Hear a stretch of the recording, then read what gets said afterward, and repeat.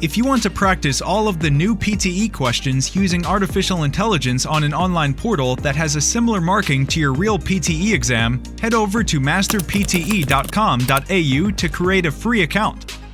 Here, you can practice all 4 sections separately and receive instant feedback for all of your speaking, writing, reading, and listening.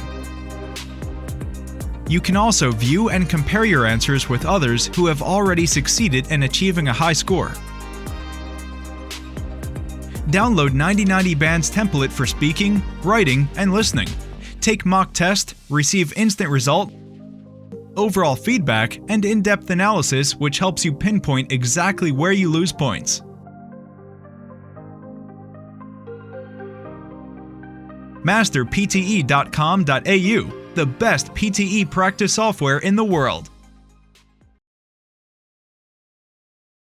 10 years ago, before the use of iPhone or iPad, people's attention interval is about 25 minutes.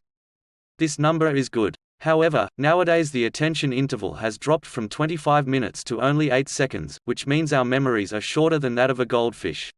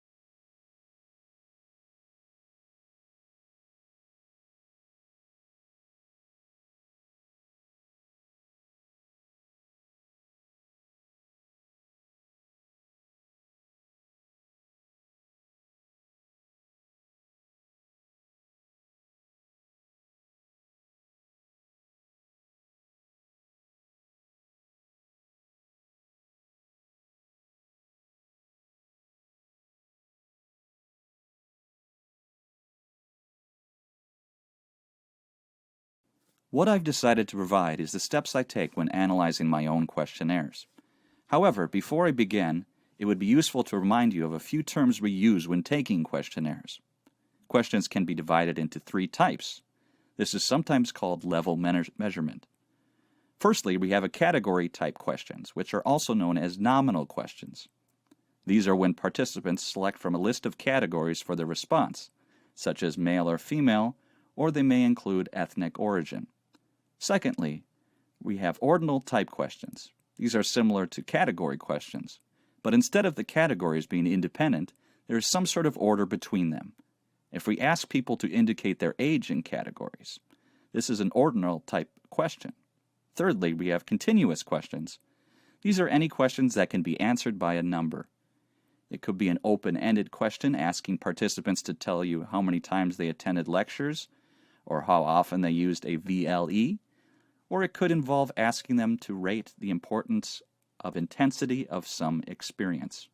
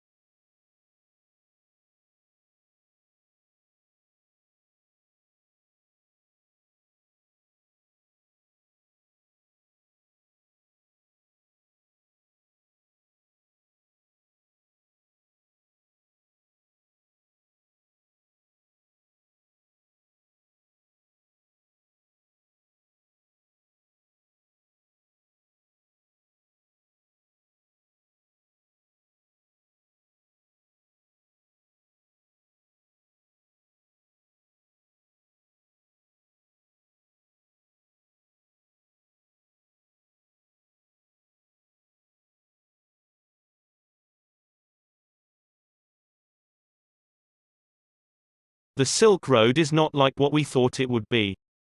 People traveled in groups to other countries through the Silk Road, exchanged things, and then came back. There were also some side groups who went to other countries such as India, which was called the Amber Route.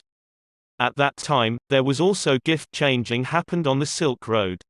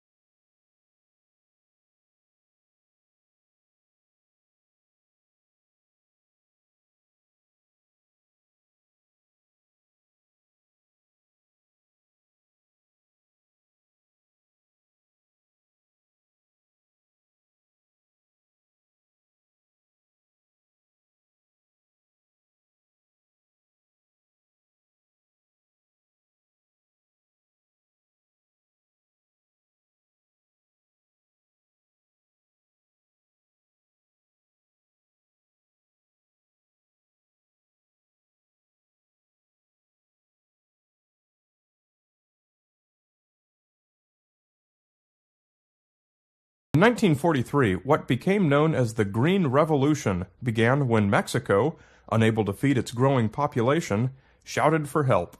Within a few years, the Ford and Rockefeller Foundations founded the International Rice Research Institute in Asia, and by 1962, a new strain of rice called IR8 was feeding people all over the world. IR8 was the first really big modified crop to make a real impact on world hunger. In 1962, the technology did not yet exist to directly manipulate the genes of plants, and so IR8 was created by carefully crossing existing varieties, selecting the best from each generation, further modifying them, and finally finding the best. Here is the power of modified crops. IR8, with no fertilizer, straight out of the box, produced 5 times the yield of traditional rice varieties. In optimal conditions with nitrogen, it produced 10 times the yield of traditional varieties. By 1980, IR36 resisted pests and grew fast enough to allow 2 crops a year instead of just 1, doubling the yield. And by 1990, using more advanced genetic manipulation techniques, IR72 was outperforming even IR36. The Green Revolution saw worldwide crop yields explode from 1960 through 2000.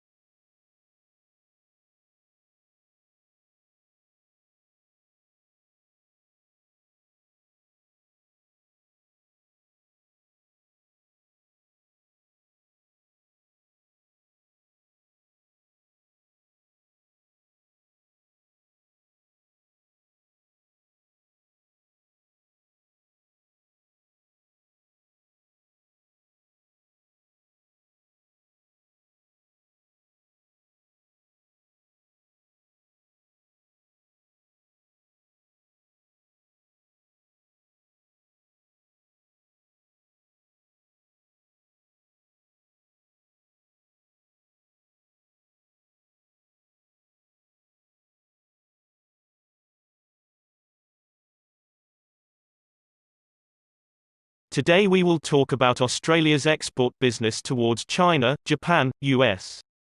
In the past, Australia was concerned about its geographical location, which may result in Australia being isolated from North America, UK, and later America. Nevertheless, nowadays with the rise of Asian countries, especially China, Australia has become a great export country with a perfect location. Currently, Japan is the largest exporting country to Australia, but China may become the largest one in the future. Australia should take the advantage of China's rise to develop its exports.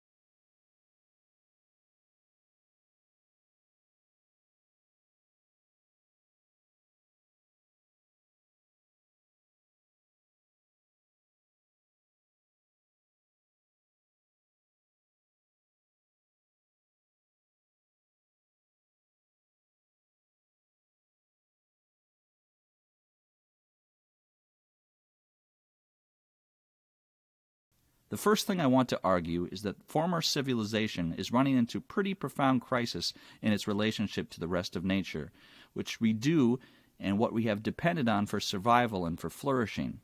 And this is the most widely and well-recognized relation to climate change, CO2 emissions, greenhouse gas emissions. But I want to argue the certain dangers in the way that has been presented as the central question that we have to address.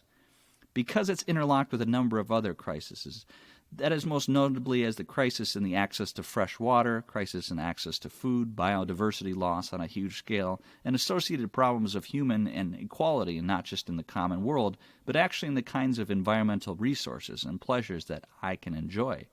So all those together have to be looked at as interconnected set of really deep, profound crises.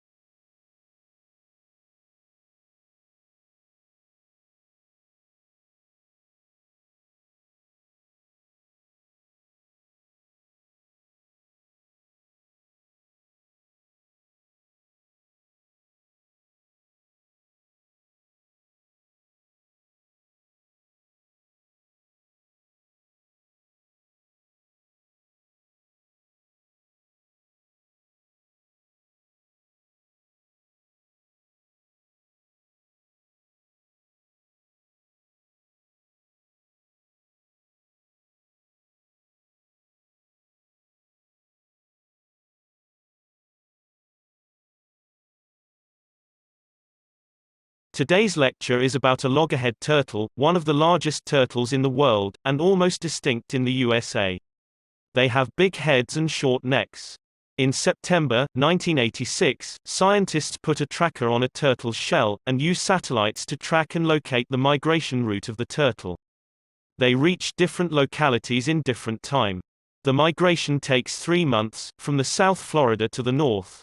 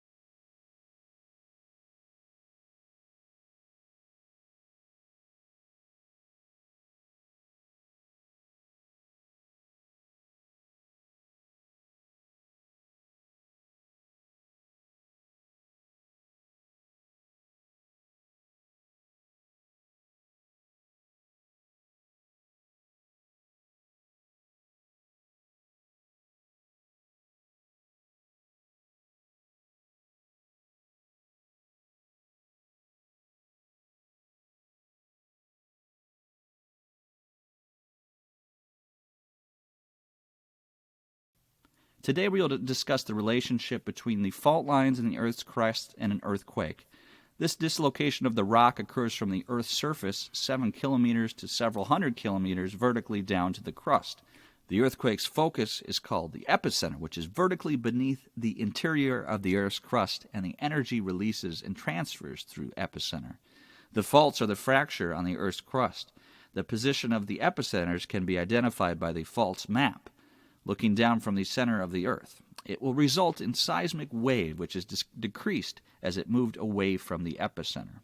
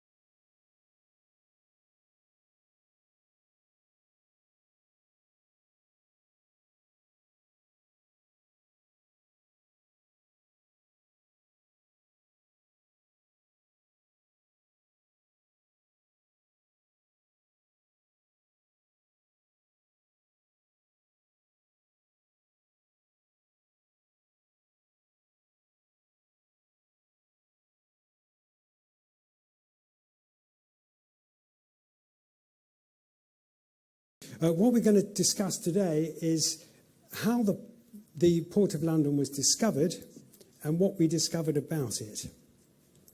Now, if you look at the historical records of Roman London, there's only about 14 actual references to London in antiquity, i.e. contemporary references, and of those, only one is in the 1st century.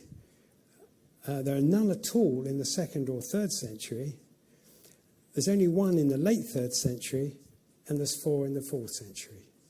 So if you're a historian trying to write a history of Roman London, it's very difficult. You don't really have much data. You're going to depend on the archaeological evidence, the material evidence, of the port and indeed the town to have any understanding of what happened then.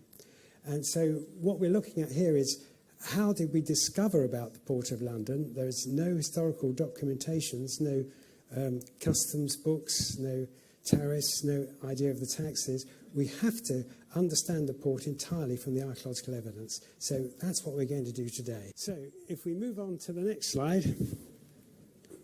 I love live streaming, so thank you very much.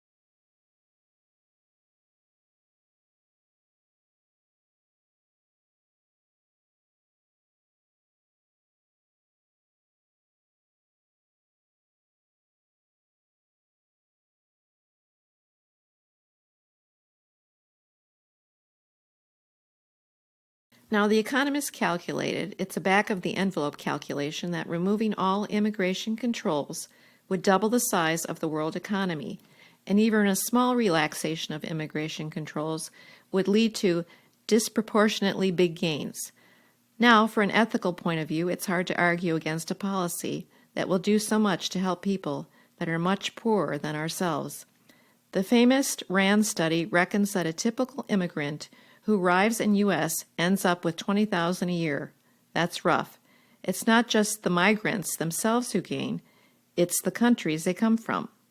Already, the migrants working for poor countries, working in rich countries, send home around $200 billion a year, through formal channels and about twice as that through informal channels. and that compares to the $100 million that Western governments give in aid. These remittances are not wasted on weapons or siphoned off into Swiss bank accounts. They go straight into the pockets of local people. They pay for food, clean water, and medicines. They help kids in school, and they help start up new business. Sample answer: removing immigration control would double the world economy. This policy will do so much to help poor people. Immigrants end up with $20,000 a year from gains in countries they come from. They send home around $200 billion a year through formal channels, which are twice as that through informal channels. These remittances can help local people for living straightly.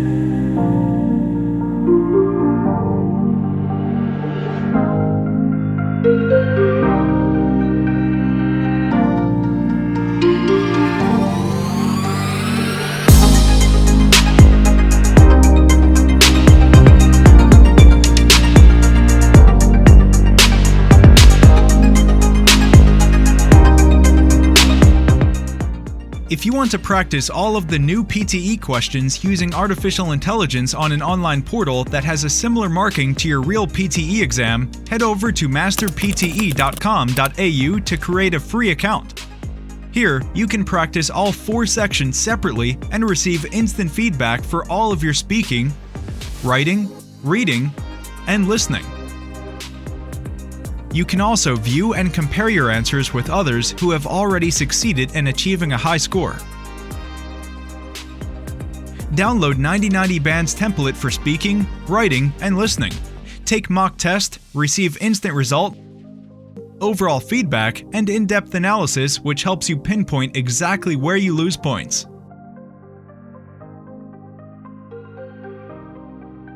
Masterpte.com.au, the best PTE practice software in the world.